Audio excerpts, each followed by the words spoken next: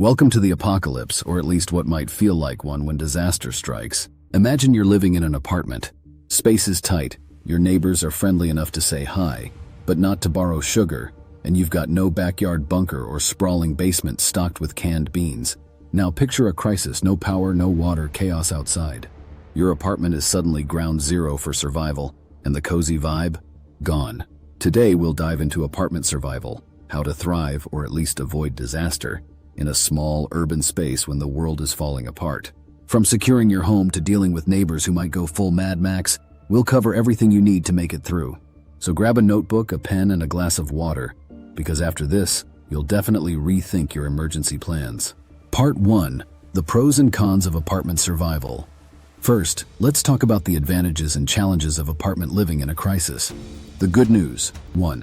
Apartments, by design, are built to withstand some disaster elements. 1. Thick walls and limited entry points are in your favor. 3. You have neighbors close by, which means potential allies, or at least people to help carry heavy things. 5. You don't have to worry about things like a leaking roof or a backyard garden becoming a looter's target. The bad news. 1. Space is tight. 1. Storing 300 pounds of rice. 1. Not happening. 3. The same neighbors who might lend you a cup of sugar. 3. In a crisis, desperation changes people. 3. The person who watered your plants could suddenly eye your emergency stash. 5. Evacuation. Higher floors make escape tricky. 5. Stairs. 5. New best friends.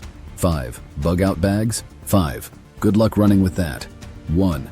Pro tip. Liking and subscribing early will make your plants live longer, even in your care. It won't, but thanks, and moving forward. Part 2. Stocking up. Small space, big impact. Surviving in an apartment is all about efficiency. Your space is limited, so you've got to make every inch count. 1. Water is essential. People can survive weeks without food, but only days without water. Plan for 1 gallon per person per day. For a family of 4, that's 28 gallons a week. But where do you store it? 1. Water bricks. These are stackable and durable, making them perfect for underbed storage or closet corners. 3. Collapsible containers.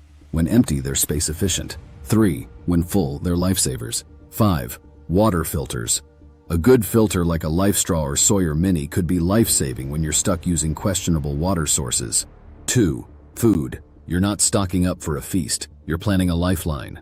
Opt for calorie-dense, non-perishable foods like canned meats, peanut butter, and protein bars. Freeze-dried meals are lightweight, long-lasting, and surprisingly tasty. 1. Bonus tip.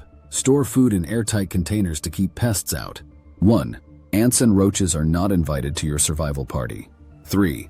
Lighting. Picture this. No power, pitch-black nights, and you're stumbling around like a B-list horror movie character. Avoid that nightmare with LED lanterns, headlamps, and solar-powered lights. 1. Pro tip. Rechargeable solar lights are amazing. 1. Stick them in the sun during the day, and you've got light all night without needing batteries. 4. Sanitation. When plumbing fails, things get unpleasant.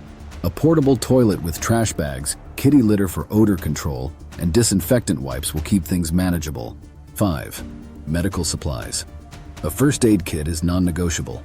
Include essentials like bandages, antiseptic wipes, painkillers, and any prescription meds you rely on. Don't forget the hygiene basics like soap, toothpaste, and feminine products. Part 3. Turning your apartment into a fortress now. Let's talk security, because no amount of canned tuna will save you if someone kicks down your door. 1. Doors and locks. Your front door is your first line of defense. Most apartment doors aren't exactly Fort Knox, but you can make them tougher with 1. Door barricades or security bars. 3. Reinforced deadbolts. 5. And for that extra layer, add a peephole camera so you know who's knocking before it's too late. 2. Windows. If you're on a lower floor, windows are a vulnerability. Cover them with shatterproof film or even plywood if the situation gets serious. Blackout curtains are also essential to prevent people from spotting your stash. 3. DIY alarms. No power. No problem. Hang bells on doors or set up tripwires with fishing line and cans. It's not high-tech, but it works. A few seconds' notice could save you. 4. Blend and don't stand out. If your apartment is well stocked while others are struggling, you're painting a target on your back. Dim lights, sealed food containers, and minimal noise will keep you under the radar. Part 4. Neighbors, the wild card. Your neighbors could either be great allies or your biggest liability. Building relationships. Start building relationships now. It's easier to trust someone in a crisis if you already know them. But be careful not to overshare. Remember the guy who borrows tools but never returns them. He's not someone you want to know about your stash. Community defense. If you trust your neighbors, consider forming a small defense group. Pool resources and take turns keeping watch. Just make sure everyone knows the rules and agrees on handling troublemakers or freeloaders. Part 5. When it's time to leave. Sometimes staying in your apartment isn't an option. Whether it's a fire, a flood, or your building turning into a war zone, you may need to evacuate. Preparation is key here. 1. Bug-out bags. A bug-out bag is essential for any emergency situation. This backpack should contain 1. Water, at least a day's supply. 3. Non-perishable food, such as granola bars or jerky. 5. First aid kit, bandages, antiseptics, pain relievers. 7. Clothing, extra clothes, socks, and warm layers. 9. Flashlight, preferably a solar-powered or hand-crank model. 11. Portable power, solar charger, or extra batteries. Don't overpack. Keep it light and easy to carry.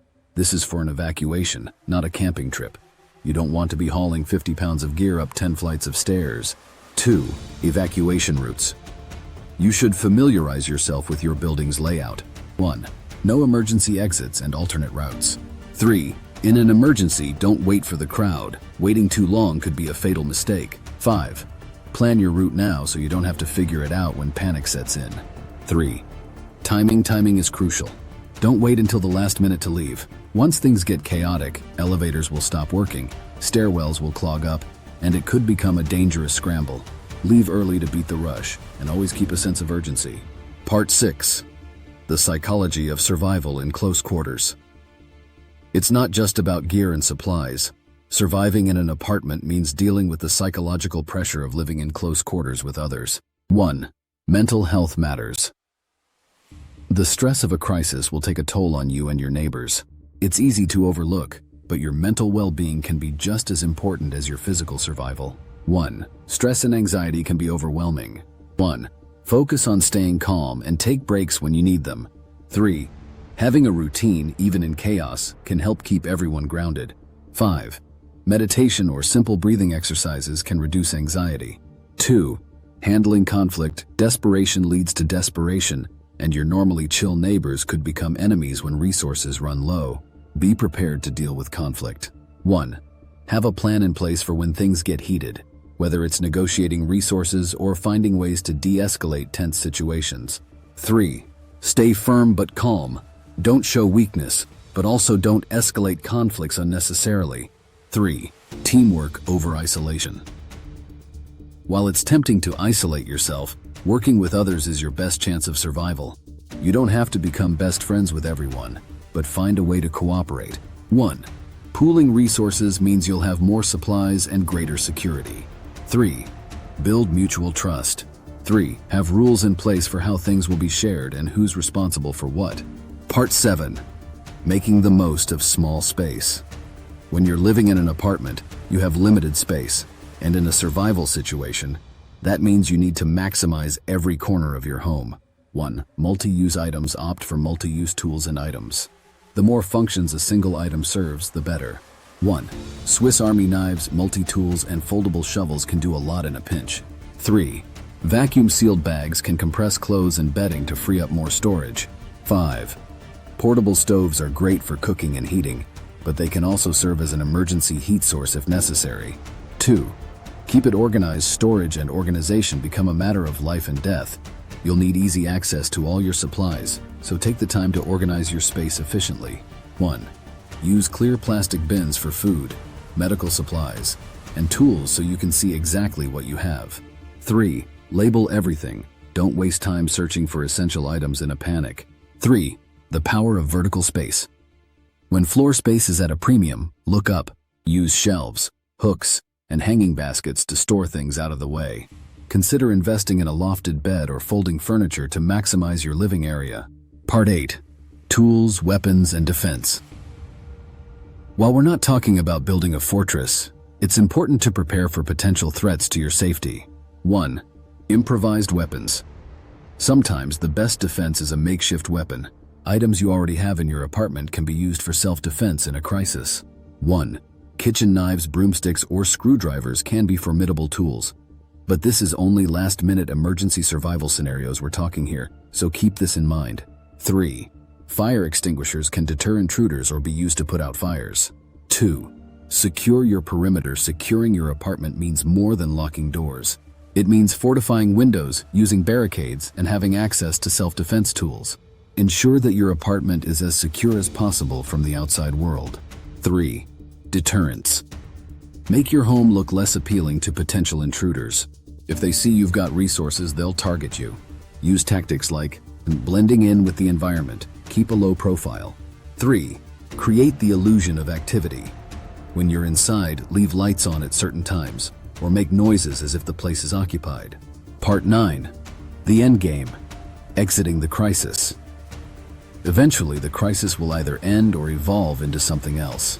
Whether the situation normalizes or you've reached your breaking point, knowing when to move on to an entirely new location beyond short-distance evacuation is crucial. 1. Signs of danger, escalation. There will be moments where you need to read the situation and assess whether it's time to leave. 1. Is the situation worsening? 1. When local authorities or first responders are stretched thin, it may be time to relocate. 3. Security of your space. If other people are targeting your apartment or your area has descended into chaos, leave while you can. 2. Formulate exit plans. Have multiple exit strategies, whether it's to a pre-arranged location, a remote area, a safer building, or even large travels, miles outside of your region or even state. Knowing where you'll go when the time comes is essential. Conclusion. Surviving an apartment-based crisis isn't easy, but it's doable with preparation, strategy, and resourcefulness. Remember that the key to survival is adaptability, and the more proactive you are now, the better off you'll be when disaster strikes. So start planning, start stocking up, and keep your head cool when the world around you is unraveling. Because when the worst happens, it's the ones who prepare who have the best chance of survival. And remember, if you enjoyed this guide or found it helpful, don't forget to like, subscribe, and share. Stay safe out there.